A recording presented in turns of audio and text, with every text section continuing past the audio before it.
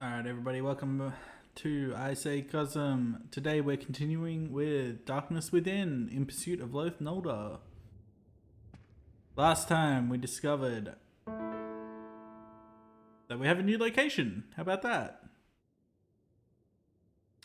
There was something I wanted to do though before we went on, because now we have EB.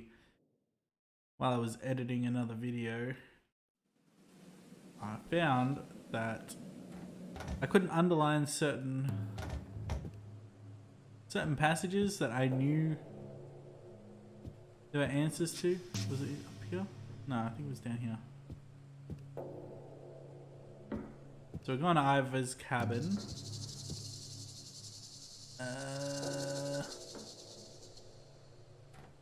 Nah, this is the living room. It's not in there. What am I doing? In here. Apparently not. Maybe it is upstairs.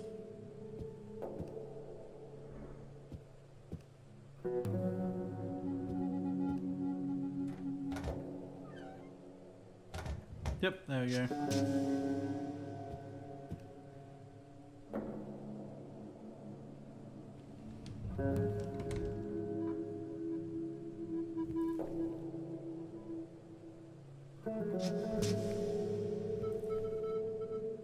Here. EB.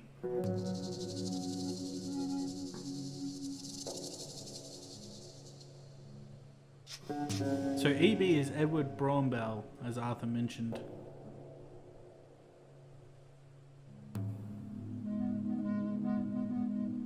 There's this one here too. IB. This must be Ivor Bergen.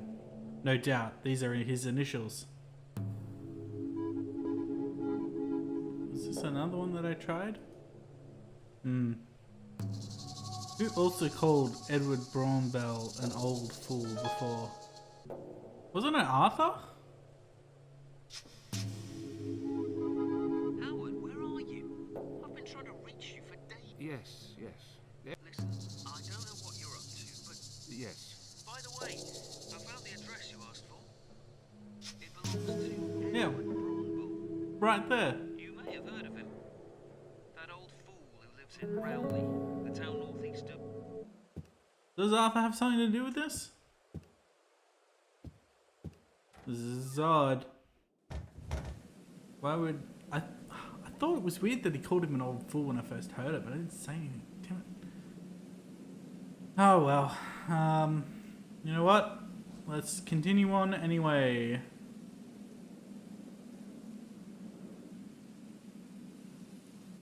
Going to Bromwell's cabin.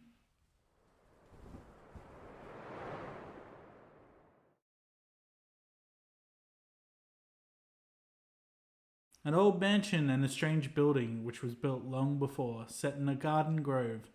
Strange gossip surrounds this place and its long-term inhabitants.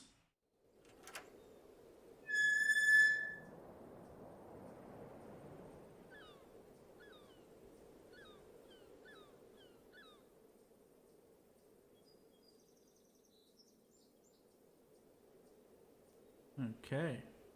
I'll check down there maybe.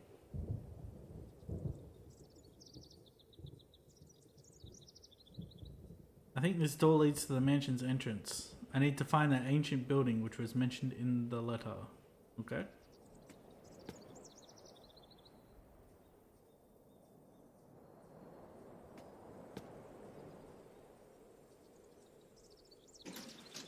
This is a really big garden. Yeah, no kidding. The maintenance costs on this thing.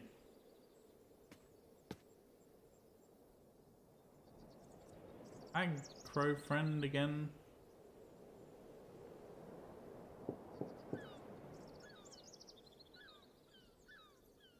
It's not polite to knock on the door so frequently.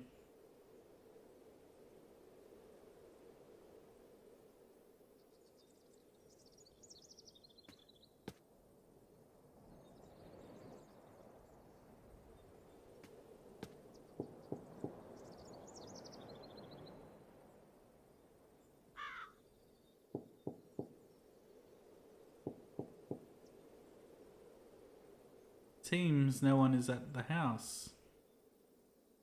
Should I try open the door? I hope it's not locked. This is my lucky day, I guess. Nah, debatable.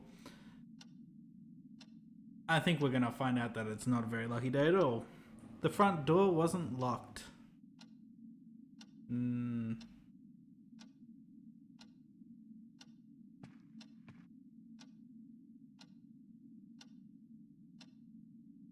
Interesting statue. An African native performing a ritual.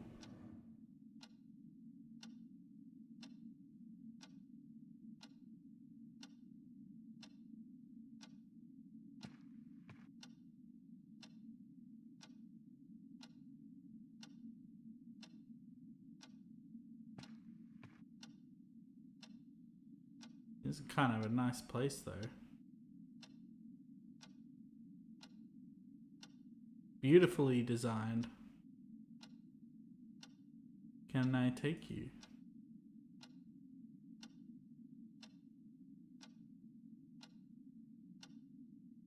Can't go up there?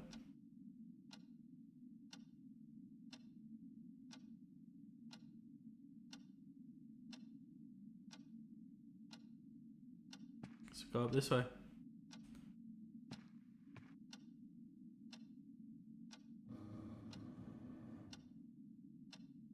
Hello?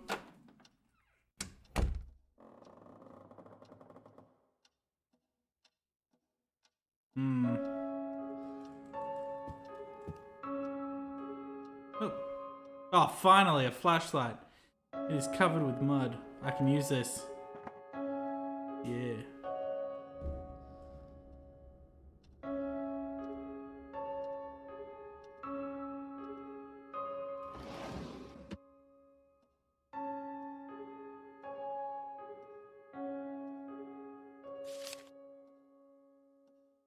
What is this?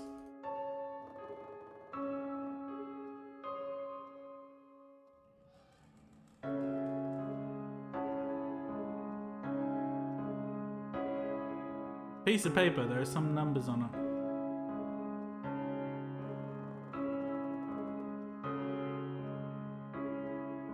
287 with a little thing at the top.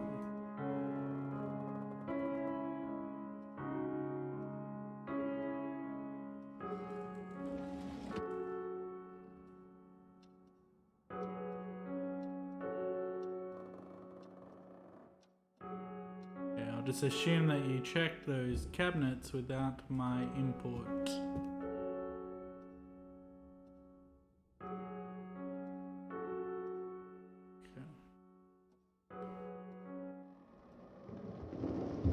What?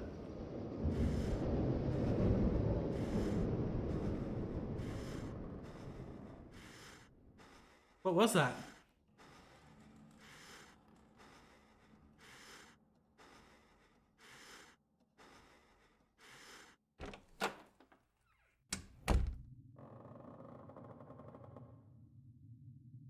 It's too dirty, I can't see through it.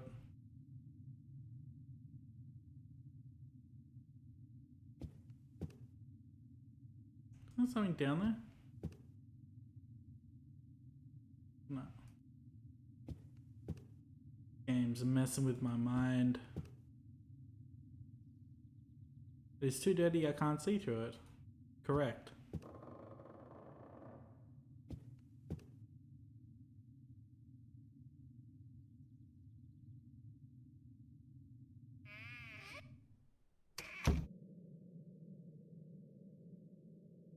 Oof. The treasure room? This tower room is really fascinating.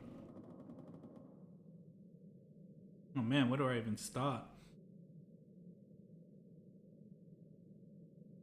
A very old magazine. I can't even read the date on it. Very familiar looking mask. A half empty bottle. I can't tell what is inside it. Okay.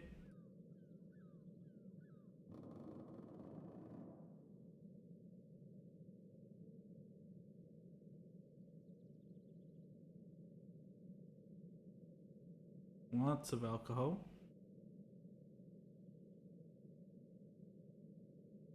Ah.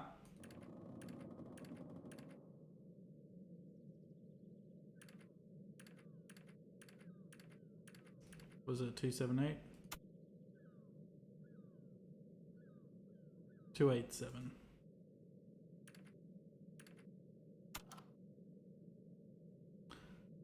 I like that they put in easy puzzles for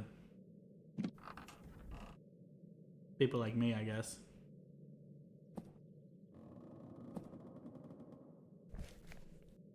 Children of Dis. Oof. Okay, well, I'll have a look at that in a second. I still have that bug and leaf and...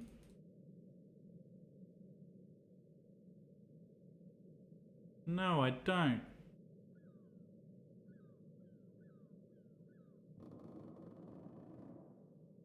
Okay. Looks like I'm missing a few pieces. Alright, Children of Dis.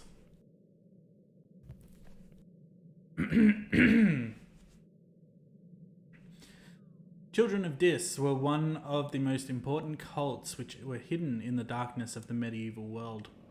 Accurate information about this cult is not available because of its esotericism, use of special initiation rites, and, except for some petroglyphs, the absence of any written texts left behind by its followers. Even though its origins are not clear, it is thought to be an altered form of an older religious symbol system.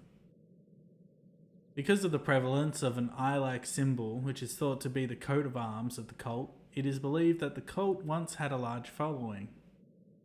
In 1752, by dint of the French archaeologist Armand Rayner, information about the Children of Dis became widespread. Rayner asserted that the cult worshipped a chthonic deity, and this deity, as the name of the cult affirms, was the ancient Roman god Dis Pater. The objects and the petroglyphs he found in his excavations supported this idea, and his research is still widely accepted today. Today, in light of some relics, which were found in the archaeological excavations made at the foot of Northwood Mountain and in some natural caves nearby, it was discovered that the cult had used hallucinogens in the form of worship, thus resembling the Eleusinian mysteries. In most of the dig sites, carved copper and wooden bowls were discovered. In the caves, colourful petroglyphs depicted some kind of festival or religious rites. These petroglyphs generally depicted a group of human figures who carry bowls, dancing, or playing some primeval wooden or cattle horn-shaped musical instruments. See, when I said that the didgeridoo was like, or I seemed hesitant to call it a didgeridoo, it's because I thought it looked more like a horn. And from my experience, didgeridoos didn't really look like that. In Northwood Mountain, similar tunnels have been found in some caves, which are part of an amazingly complex cave system, and these are now under protection for further archaeological examination. Even though no original texts have been found which describe the religious traditions and lifestyles in the notes of some authorities, travellers and clergymen, some items have been detected which mention the Children of Dis. Although we cannot be sure about the disparate points of view of these writings, they are mentioned here in order to compare them with the archaeological discoveries at hand.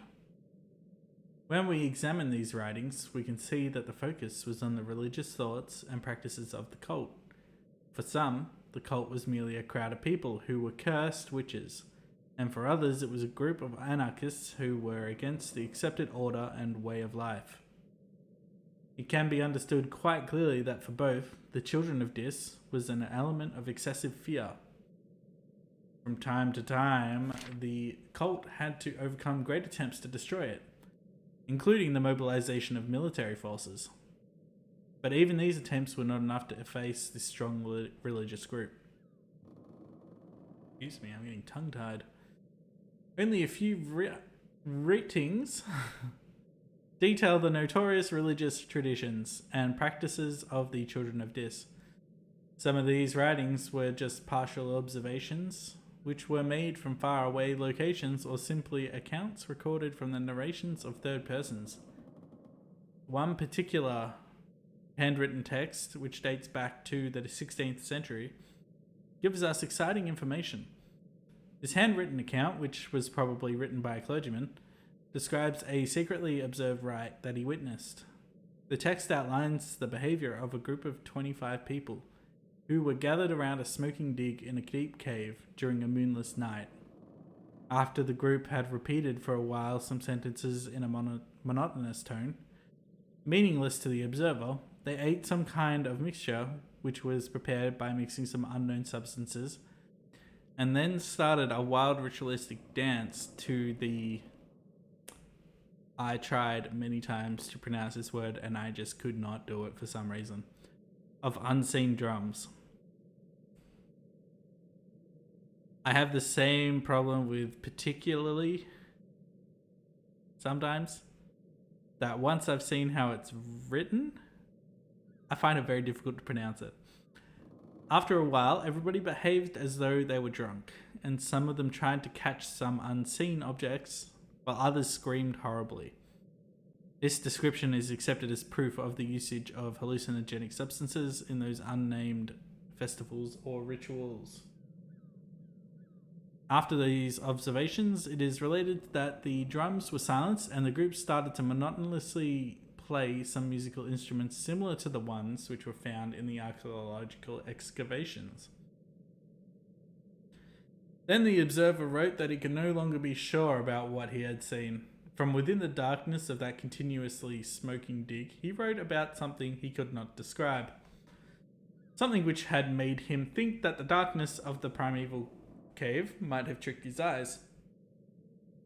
A thing, a black reptile-like silhouette, hit the stone ceiling of the cave and caused frightful noises and tremblings.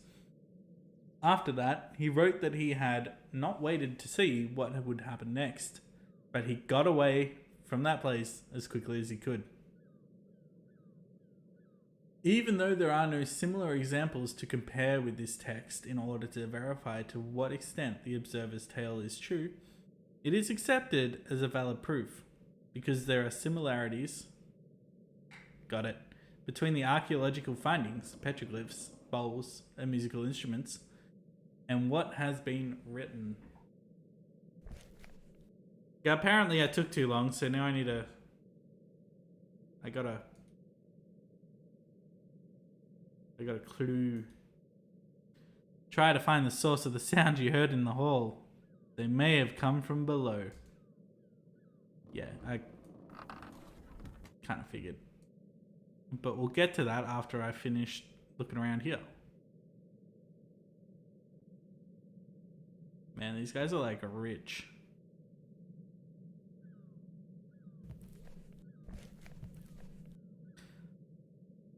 My old friend, I am currently at a train station and will be arriving at my next destination in a few hours. It is a village located in the forest. I have heard a lot about it. After this, I intend to visit some Oceanian countries. More importantly, I found some wooden sculptures which are also described by Wolfgang Schneider in the texts I acquired before starting this journey. In my opinion, this authenticates his notorious writings. I am sure that all of those sculptures have compartments in them. They have some sort of cover that I am unable to open or remove. Schneider's text also mentions that these were used to store some objects that are needed for preparing a particular mixture.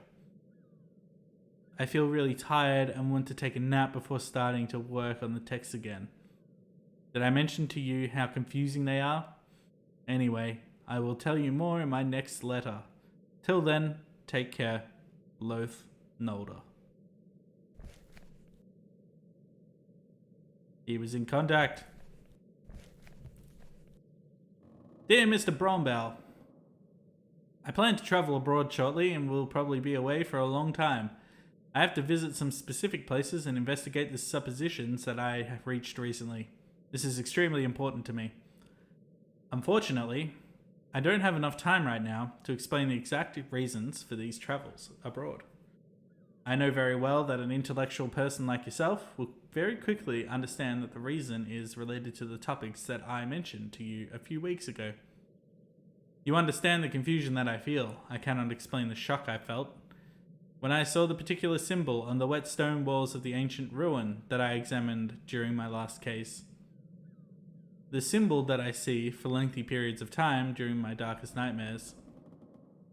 The parchment that I illegally obtained 2 weeks ago is the most important factor in my decision to travel.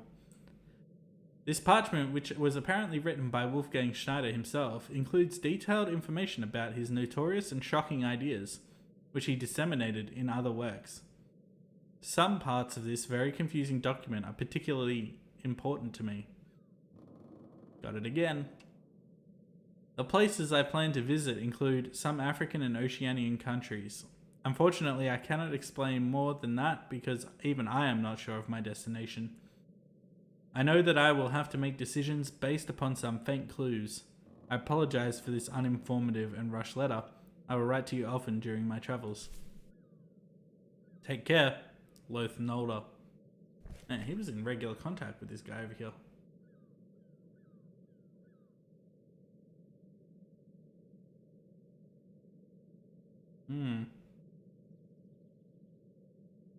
A telescope pointing towards the heavens. Yes, yes. Interesting, interesting, interesting. Alright. I think that's all we have to look at up. Whoop.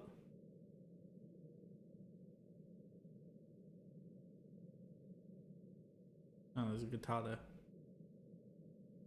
A composition for classical guitar. The composer's name is not illegible. Don't play it. You might drive yourself mad. Anyway, let's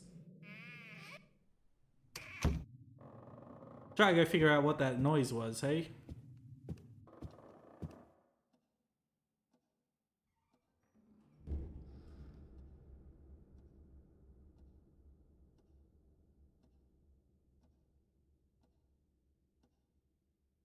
What is...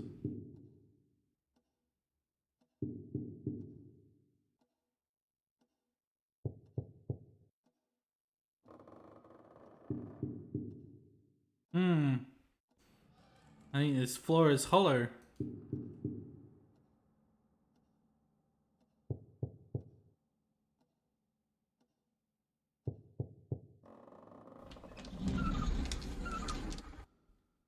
Let's move that out of the way. Hey, hey, here we go. Oh boy. Oh boy. Alright, I think that'll do it for this one. We'll find out what's down there in the next installment.